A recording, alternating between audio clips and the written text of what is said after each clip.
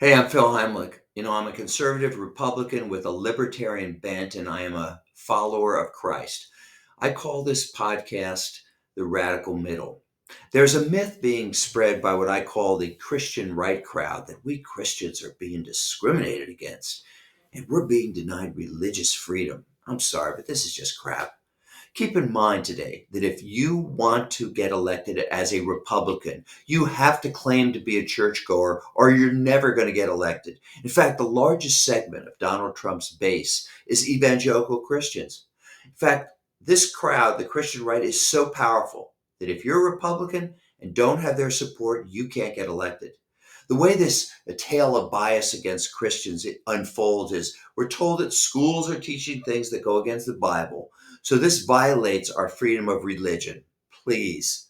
Hey, a lot of things are taught in school that contradict Islam, Judaism, not to mention the Mormons and the Scientologists. That doesn't mean we're being denied our right to practice our faith. How many times has an atheist ever been elected to anything? Well, now President Trump has established a task force to, quote, eradicate anti Christian bias in the federal government. This is what we call a base play, meaning he's playing to his base of Christian nationalists, which will eat it up. Trump claims he's protecting religious freedom and ending the so called anti Christian weaponization of government. He says that Americans of faith are being persecuted like nothing this nation has ever seen before. He goes on to say that the FBI has been profiling devout Catholics as domestic terrorists. And he says the FBI was planning to send undercover spies into Catholic churches, just like the old days of the Soviet Union.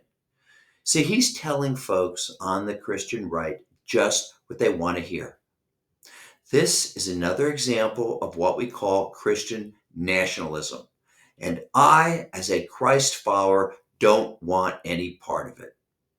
I'm Phil Heimlich, and this is The Radical Middle.